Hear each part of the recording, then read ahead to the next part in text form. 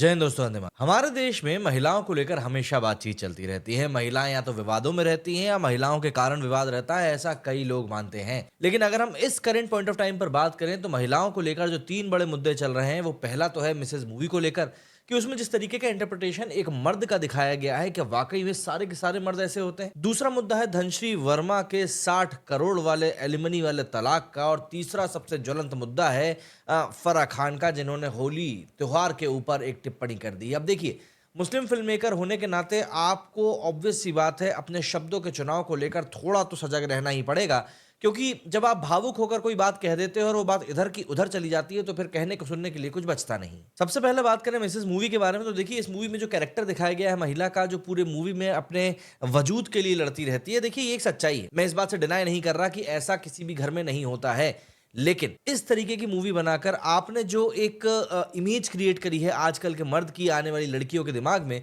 वो बहुत ज्यादा नेगेटिविटी फैलाने वाली। तो अगर आपने इसमें कुछ एक ऐसा फ्लेवर भी डाल दिया होता जो कि उस एक वर्ग के मर्द के बारे में बात करता कि भाई ये वर्ग एक ऐसा है जो कि ऐसी हरकतें नहीं करता है, तो शायद बेहतर होता। लेकिन फिर भी कलाकारों ने इतनी अच्छी एक्टिंग करी है इस मूवी में कि आप यकीन मानिए इस किरदार से नफरत करने के लिए बिल्कुल मजबूर हो जाओगे। धनश्री वर्मा के तलाक के बारे में भी बात करेंगे, लेकिन उससे पहले बात कर लेते हैं फराह खान के मैटर के बारे में, क्योंकि फराह खान का जो मैटर है वो कुछ ज्यादा ही संवेदनशील होता जा रहा है। एफआईआर डल चुकी है। सबसे पहले तो आप इन तीन तस्वीरों को देखिए। पहली तस्वीर हिंदुस्तान टाइम्स के एक आर्टिकल की है जो कि साल 2020 19 फरवरी की है। यहाँ लिखा है Farah Khan says she ensured Mehuna villain was not a Muslim. उन्होंने कहा कि भाई मेहुना का जो विलन होगा वो मुस्लिम नहीं होगा, इस बात को उन्होंने इंश्योर किया था। अब देखिए ये बातें ऐसी हैं जो आपके व्यक्तित्व के बारे में बताने के लिए काफी होती है। इस अगली फोटो में आप देखेंगे तो ये जो महोदय आपको यहाँ दिखाई दे रहा है, महोदय कहना तो खैर एक बहुत बड़ी बात होगी, एक पाकिस्तानी डिप्लोमेट है जिनके की ट्वीट को फराह खान ने रीट्वीट किया हुआ, और यहाँ पर लिखा है कि Indian efforts to silent innocent Kashmiris इन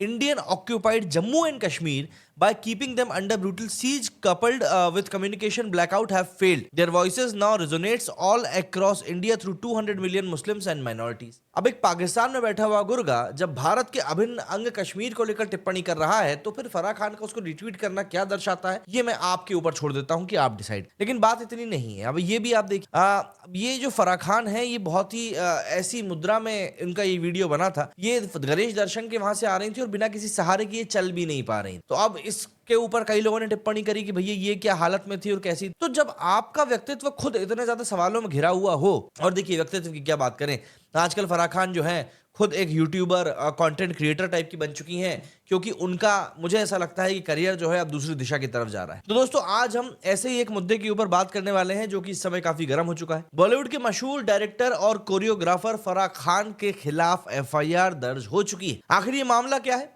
क्यों उनके एक स्टेटमेंट ने इतना बड़ा विवाद खड़ा कर दिया, और इसके आगे क्या कॉन्सिक्वेंसेस हो सकते हैं, आज के इस वीडियो में हम इस पूरे मुद्दे को जरा डिटेल में समझेंगे। और उसके बाद धनश्री वर्मा से जुड़े हुए जो मीम्स सोशल मीडिया पर वायरल हो रहे हैं उनकी तरफ भी जरा नजर डालेंगे। सबसे पहले अगर बात करें तो फराह खान के स्टेटमेंट के बारे में, तो फराह खान ने अपने एक शो के दौरान एक ऐसा स्टेटमेंट दिया जो लोगों को काफी ज्यादा हर्ट करे। उन्होंने कहा कि जितने भी छपरी होते हैं उन सभी का फेवरेट त्योहार होता है होली। अब यहां पर देखिए कॉन्ट्रडिक्शन क्या हो। फराह खान ने क्या कहा कि छपरियों का, सारे छपरियों का फेवरेट त्योहार होली ही होता है, लेकिन एक और स्टेटमेंट है जो कि लोग फैला रहे हैं या लोग मिस इंटरप्रेट कर रहे हैं। लोग कह रहे हैं कि भाई होली छपरियों का त्योहार होता है। अब आप इन दोनों चीजों को समझिए, एक तरफ आप छपरियों को बोल रहे हैं कि भाई इनका त्योहार होता है होली, मतलब इनका फेवरेट त्योहार होता है होली, दूसरी तरफ आप पूरे होली त्योहार को ही छपरियों का बता रहे हो। तो यहाँ पर एक बहुत ही अजीब सी सिचुएशन बन गई, डिलेमा वाली, कि आखिर फराह खान ने एग्जैक्टली कहा क्या था। तो फराह खान ने अपने वीडियो में कहा था कि भाई सारे छपरियों का फेवरेट त्योहार होली होता है।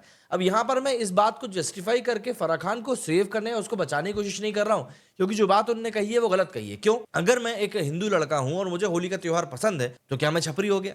सवाल बस सबके मन में यही आ रहा है, और यही कारण है कि इस समय इतना ज्यादा आउटरीच भी बढ़ रहा है, क्योंकि होली एक बहुत ही पवित्र त्योहार है जो कि बुराई पर अच्छाई की जीत को दर्शाता है। अब ये तो बॉलीवुड का ही किया धरा है कि उन्होंने होली के त्योहार को इतना घटिया तरीके से अपनी मूवीज में इंटरप्रेट किया कि चोली के पीछे क्या है। इस तरह के गाने जब आप बनाते हो तो ऑब्वियस सी बात है लोगों के दिमाग में कोई सही चीज तो जाएगी। तो ऐसे में अब आप ये कहते हो कि भैया छपरियों का फेवरेट त्योहार होली है, तो इसमें कहीं ना कहीं कंट्रीब्यूशन आपका भी जाता है, और थोड़ा सा अगर आप पलट के अपने खुद के गिरबान में झांकोगे तो आपको भी समझ में आ जाएगा। और अगर फराह खान को वाकई में होली का त्योहार इतना ही बुरा दिखता है तो फिर ओम शांति ओम में होली वाला सीक्वेंस क्यों किया? मोहब्बतें में जो गाना था होली के ऊपर, उसको कोरियोग्राफ इन्होंने क्यों किया था? भाई आपकी भी तो एक सोच रही होगी, या फिर पैसे कमाना आपका एक फ्रंट एजेंडा था? देखिए, ये सिर्फ एक त्योहार नहीं है। होली की अगर मैं बात करूं तो ये सिर्फ एक त्योहार नहीं बल्कि एक आस्था का प्रतीक है। ऐसे में सवाल ये उठने लगा है कि जब किसी भी त्योहार के साथ लोगों की आस्था जुड़ी हो तो क्या किसी को ये अधिकार है कि वो उसका मजाक उड़ा सके? क्या ये फ्रीडम ऑफ स्पीच है या फिर एक सोची समझी प्लानिंग के तहत किया गया स्टेटमेंट? ये सवाल हर किसी के मन में उठ रहा है, क्योंकि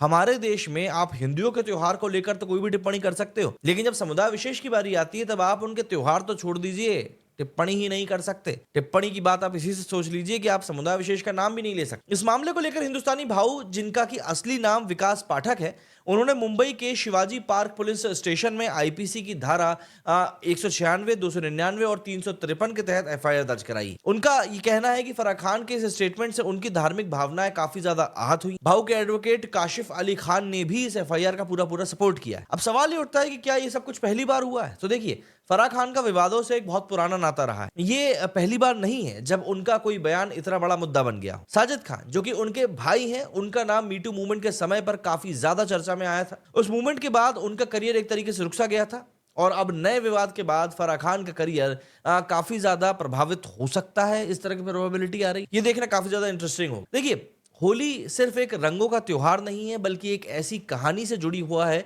जो कि बुराई पर अच्छाई की जीत को दर्शाता है। हिरण्यकश्यप और भक्त प्रहलाद की कहानी सबको याद है। जब प्रहलाद का विश्वास हिल नहीं सका तो भगवान विष्णु ने अपनी कृपा दिखाई और होलिका दहन हो गया। इसका अर्थ यह है कि चाहे कितनी भी बुराई हो, अच्छाई की जीत हमेशा ही होगी। लेकिन आज के दौर में कुछ लोग होली को एक ऐसे फेस्टिवल के तौर पर दिखाने में लगे हुए हैं जो सिर्फ शराबी और हुड़दंग मचाने वालों तक ही सीमित होता है। ये परसेप्शन आया कहां से? क्या ये मीडिया और फिल्मों की देन है? फराह खान का स्टेटमेंट भी इसी परसेप्शन को बढ़ावा देने वाला लगता है। क्या ये धार्मिक स्वतंत्रता पर हमला नहीं? देखिए, ये मामला सिर्फ एक बयान तक सीमित होता तो बात अलग। ये धार्मिक स्वतंत्रता और आस्था का भी सवाल है। अगर किसी भी धर्म या समुदाय के लोगों की भावनाएं हर्ट होती हैं तो क्या ये सही है? क्या किसी को भी अधिकार है कि वो किसी भी त्योहार का मजाक उड़ा सके? एक और बड़ा सवाल यह भी है कि जब दूसरे धर्मों के बारे में कोई ऐसी टिप्पणी करता है तो तुरंत एक्शन ले लिया जाता है, लेकिन हिंदू धर्म के मामले में ऐसे स्टेटमेंट जब भी आते हैं तो देने वाला बहुत आसानी से निकल जाता है। क्या ये डबल स्टैंडर्ड्स नहीं? अब इसमें आगे क्या होगा? देखिए, एफआईआर दर्ज हो चुकी है, लेकिन इसमें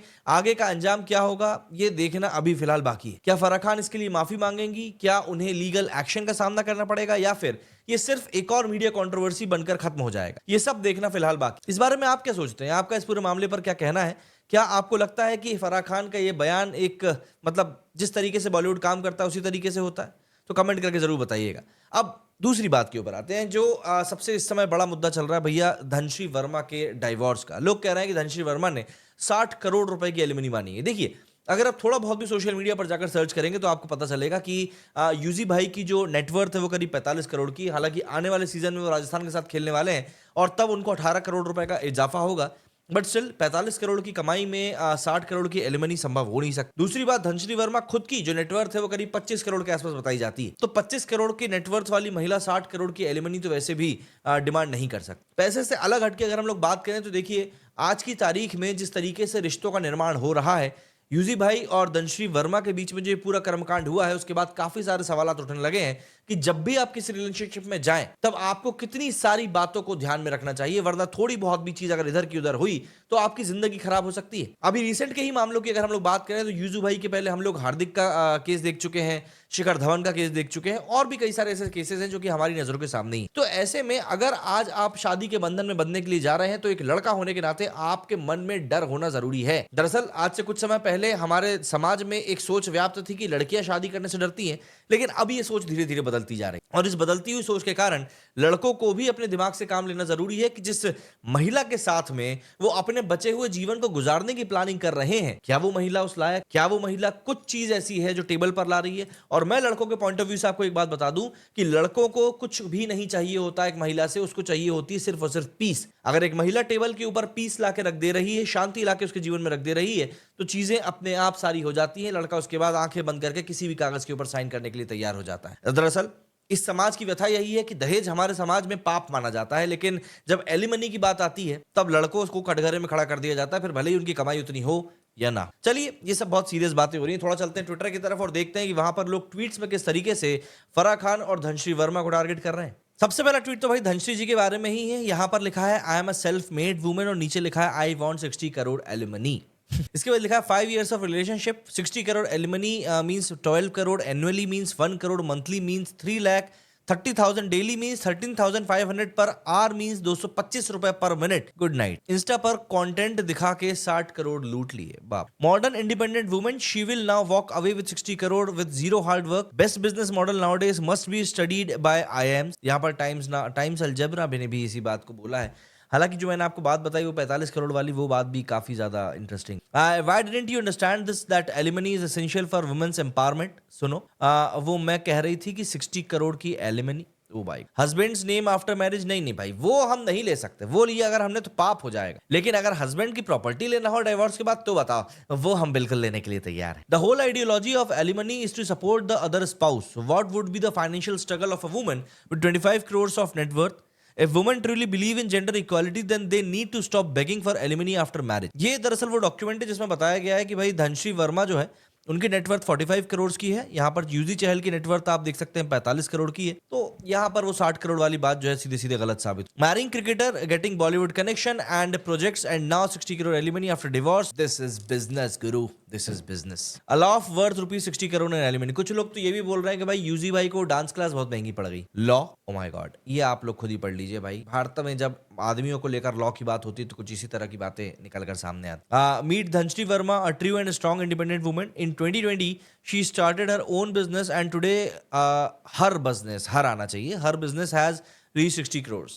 केबीसी से ज्यादा ये सही है, 7 करोड़ नहीं 60 करोड़ भाई। मूवीज में, रियलिटी में ला बाबा 60 करोड़ रुपया दे दे। Most expensive player in the IPL history. Shreyas Iyer से भी ऊपर निकल गई है ये तो। अच्छा, ये मैडम ने एक स्टोरी भी, क्रिप्टिक पोस्ट भी करी है। I am from stress to blessed. अच्छा, माय गॉड, ये भी एक हिसाब लिखा है। ये हिसाब बहुत ही अश्लील सा लग रहा है। बात करें भाई, इतने में तो हर दिन एक नई हीरोइन आ जाती। फराह खान के जरा ट्वीट देख लेते हैं भाई। One of the comment made by Farah Khan shocked the audience of the show master chef India. सारे छपरी लोगों का फेवरेट फेस्टिवल होली होता है। यही स्टेटमेंट था जो कि फराह खान ने दिया था। हालांकि लोग अब इसको घुमा फिरा के बोल रहे हैं कि भाई होली जो होता है वो छपरियों का फेवरेट त्योहार होता है। वो थोड़ा सा गलत वे में जा रहा है। यहाँ देखिए, फराह खान से शी एंश्योर्ड मैं हूं ना विलन। अच्छा, ये यहाँ पर एक ये स्टेटमेंट भी काफी वायरल हो रहा है। भाई लोड हो जा, क्यों मेरे इंटरनेट की बैंड बजा रहा है भाई। ये मेरे यहाँ भाई जियो लगा है ना। अंबानी जी तक अगर आप मेरी बात पहुंचा सकते हैं तो प्लीज पहुंचा दीजिएगा कि भाई यहाँ पर ना नेट नहीं चल पा रहा है। Raghavan was a well known and anti Islamic militant, मतलब वही कैरेक्टर डेवलपमेंट ही इन्होंने ऐसा किया था। Farah Khan Holi insult sparks outrage, Bollywood choreographer Farah Khan sparked. भाई ओ भाई, फराह खान सेड। अच्छा, यहाँ पे कुछ लोग मैडम का सपोर्ट भी कर रहे हैं। फराह खान ने कहा है कि होली जो है फेवरेट त्योहार होता है छपरियों का, तो उसने गलत कुछ नहीं कहा।